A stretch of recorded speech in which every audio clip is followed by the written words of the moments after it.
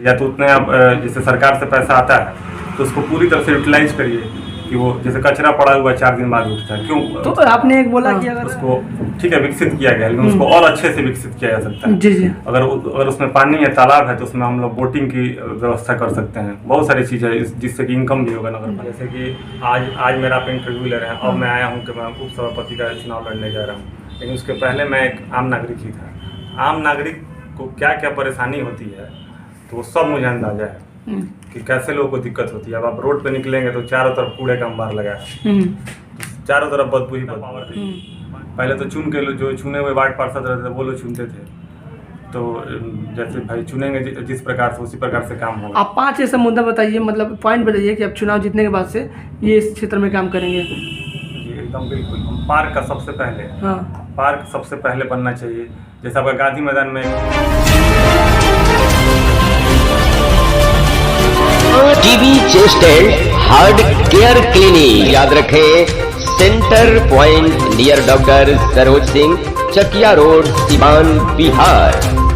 Asthma, दमा, छाती में दर्द, फेफड़े में पानी, मशीन द्वारा फेफड़े की जांच, शुगर की बीमारी, COPD, लंग कैंसर, ILD, आज ही पहुँचे Iman TB chest and heart care clinic, doctor Azad Alam. नमस्कार साथियों, आप देख रहे हैं प्राइम न्यूज इंडिया। बात करेंगे सिवान शहर में हूँ, सिवान सिटी में हूँ।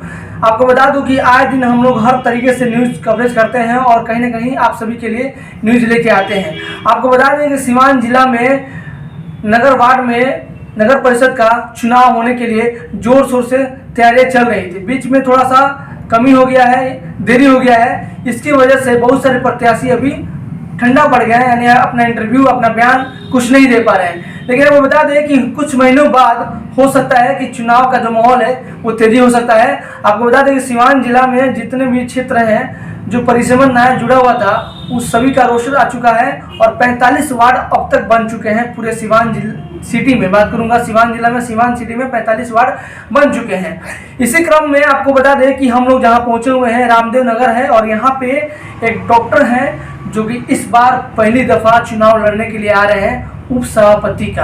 यानी कहा जाए कि डॉक्टर हैं, पेशे से डॉक्टर हैं, लेकिन इनके मन में जहन में क्या ऐसे बातें आई, किस तरह के इन्होंने सोचा कि भाई उप चेयरमैन का चुनाव लड़ना चाहिए और इस बार ये चुनाव लड़ने की बात करते हैं। जो हमारे साथ जुटे हुए हैं ये इस बार यानी कि उप चेयरमैन पद का, वाइस चेयरमैन का ये चुनाव लड़ेंगे।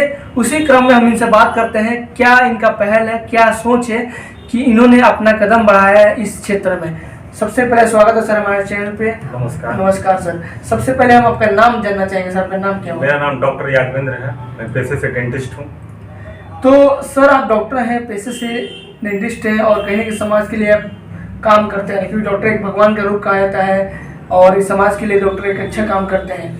तो क्या वजह रहा कि आप अभी अचानक से उप सभापति पद का चुनाव लड़ने के लिए आ रहे हैं? आपका पोस्टर बैनर दिख रहा है, क्षेत्र में आप इंटरव्यू भी दे चुके हैं कई चैनल पे, क्या वजह रहा? देखिए मैं पेशे से डॉक्टर एक डॉक्टर हूँ और मैं समाज की सेवा कर रहा हूँ। सारे डॉक्टर करते हैं तो मैं भी कर रहा हूँ, लेकिन बहुत सारी समस्याएं हैं सिवान शहर की, हर जगह की हैं, लेकिन सिवान शहर में मैं रहता हूँ तो मैं बहुत सारी समस्याएं देख रहा हूँ जिसका निवारण नहीं हो पा रहा है, जस का तस पड़ा हुआ है।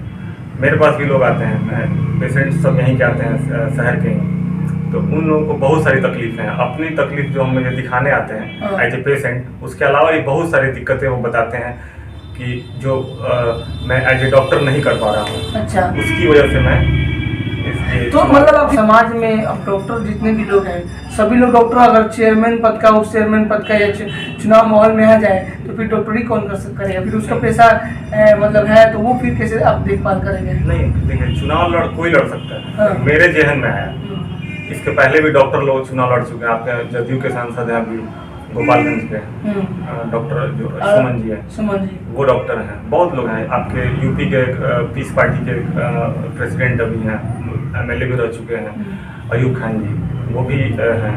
लेकिन वैसा नहीं है, वो भी काम कर रहे हैं सामाजिक और अपने जो पेशेंट्स का भी इलाज कर रहे हैं, वो सर्जरी करते हैं बहुत अच्छे से। आलोक सुमन जी कर रहे हैं अपना। तो आखिर आपके मन में इतने दिनों बाद क्यों मतलब ये आया कि अभी आप चुनाव में आप आ रहे हैं? क्योंकि कई ऐसे प्रत्याशी हैं, कई ऐसे मतलब जो प्रतिनिधि हैं जो मतलब जनवरी दिसंबर से लगे हुए हैं, उनका पोस्टर बना उस समय से दिख रहा है, तो आप अचानक अभी मन बनाए कि अभी आप किन किन क्षेत्रों में भ्रमण कर चुके हैं और वहाँ पे जब जनता से मिल रहे हैं, पब्लिक से मिल रहे हैं, तो पब्लिक रिस्पॉन्स क्या कर रही है आपके प्रति? पब्लिक का रिस्पॉन्स अच्छा है। मैं अब तक अपना महादेवा में ही घूम चुका हूँ, फिर कंदवारा में जा चुका हूँ, श्रीनगर में जा चुका हूँ, तो अभी मैं स्टार्ट किया हूँ अभी, तो घूम रहा हूँ। अच्छा रिस्पॉन्स मिल रहा है। सब लोग चाहते हैं कि जो डॉक्टर आप तो काम कर ही रहे थे समाज सेवा। तो आखिर आप उप चेयरमैन का ही चुनाव क्यों लड़ रहे हैं? इसके वजह क्या है? देखिए, दोनों तरफ उनको ध्यान देना है, अपना जो पेशेंट्स को भी देखना है और वो भी देखना है।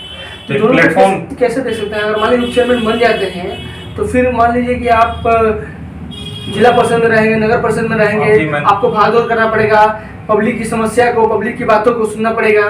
अब जैसे मैंने कैसे बताया, आलोक सुमन जी देखिए सर्जन है इतने बड़े, लेकिन ऐसा थोड़ी वो नहीं कर रहे हैं, वो भी कर रहे हैं। आज सांसद हैं, पूरे जिले को देख रहे हैं, तो कर रहे हैं ना वो। अयूब खान जी का मैंने नाम लिया, आपके साइन हॉस्पिटल से जो सर हैं डॉक्टर रामेश्वर सिंह, वो भी पिछले बार चुनाव लड़े, चुनाव लड़ने के बाद उनका अपना हॉस्पिटल को काम कर रहे हैं। कार्य जैसे ये अपना प्रोफेशन है, ये तो करना ही है। तो मतलब मेन आपका मूलभूत रूप क्या रहा कि जैसे आप चुनाव लड़ने के लिए आए तो कहने के आपके मन में, वो सोच में, जहन में एक परेशानी हुई जनता के प्रति कि जनता परेशानी में है, मुझे उस तरह का मनोभाव लाना चाहिए, जनता की समस्या को उजागर करके उन्हें खत्म करना है और सीमांत सिटी का विकास की राह पे चलाना है, ऐसा कुछ सबका भाव रहा? जी एकदम। देखिए, पढ़े लिखे लोग जो इसमें आएंगे ना, कोई जरूरी नहीं है कि जो बेकार है वही पॉलिटिक्स करेगा। मतलब ये हमारे यहाँ हिंदुस्तान में क्या, कि जो बेकार है, जो कोई काम नहीं करता है, वही पॉलिटिशियन बनेगा। लेकिन हमारा जो मतलब कहना है, या जो पढ़े लिखे वो सब लोग चाहते हैं कि पढ़ा लिखा ही है, वही तो कुछ कर पाएगा, कर सकता है, वही कुछ कर सकता है। बिना पढ़ा लिखा क्या करेंगे लोग? चलिए, आखिर में सवाल करूंगा कि आपका मतलब मुद्दा क्या रहा, सबसे बड़ा मुद्दा क्या रहा कि आप इस दौर में आ चुके हैं? सबसे बड़ा मुद्दा विकास है। हम जब से होश संभाले तब से सीवान को जस का तस देख रहे हैं। पॉपुलेशन बढ़ते जा रहा है, लेकिन सीवान उतना ही का उतना ही है जैसे था। कोई विकास का कुछ काम नहीं हो रहा है और परेशानियां बढ़ते जा रही हैं। और ठीक है, काम होता है, हो रहा है, हर सरकार पैसा आता है, सरकार एजेंसियाँ खर्चा कर रही हैं, काम कर रही हैं, लेकिन उस हिसाब से नहीं कर पा रही हैं, पूरा प्लान वैसे नहीं कर पा रही है, तो उसको करना पड़ेगा। सवाल करता हूँ सर कि हमारे सिवान की जनता, सिवान की पब्लिक आपसे रूबरू तो हो गई है हमारे चैनल के माध्यम से, आप क्या कुछ अपील करेंगे, क्या कुछ कहेंगे इन सभी से? मैं यही हाथ जोड़ के प्रार्थना करूंगा कि जब भी वोट आए, जब भी चुनाव आए, तो हमें अपना एक आशीर्वाद के रूप में एक अपना वोट दें वाइस चेयरमैन के लिए, यही अपील करूंगा मैं। चलिए, तो आपका पूरा नाम यादविंदर डॉक्टर साहब है, उप चेयरमैन के चुनाव लड़ने के लिए आ चुके हैं और हमेशा अब क्षेत्र में बने रहेंगे? जी, बिल्कुल बने रहेंगे। चलिए जनाब, तो आप देख रहे थे कि हम बात कर रहे थे प्राइम न्यूज़ इंडिया के साथ और हम जुड़े हुए हैं, उप चेयरमैन पद का चुनाव लड़ने के लिए आ रहे हैं और कहीं ना कहीं इनका सोच, इनका जो प्लानिंग है, समाज के बढ़ावा देने के लिए, समाज के उत्थान के लिए ये चुनाव लड़ रहे हैं। जैसा कि इन्होंने कहा कि जो समस्या है, जो विगत कई वर्षों से लगा हुआ है और सिवान के विकास के राह के लिए ये चुनाव लड़ रहे हैं। तो मैं चाहूँगा कि आप वीडियो को देखिए, लाइक करें, कमेंट करें, शेयर करें। आप देख रहे हैं प्राइम इंडिया और हम बात कर रहे थे डॉक्टर साहब से, जिनका नाम है यादविंदर यादव जी, और इस बार ये उप चेयरमैन पद का चुनाव लड़ने के लिए आ रहे हैं। और भी इनसे बात होगी, ये तो पहला इंटरव्यू था, और भी हम लोग चाहेंगे कि इनसे और हो। कई ऐसे सवाल हैं जो भी सवाल नहीं कर पाए, लेकिन लगातार इनसे हम लोग रूबरू होते रहेंगे। So please, thank you.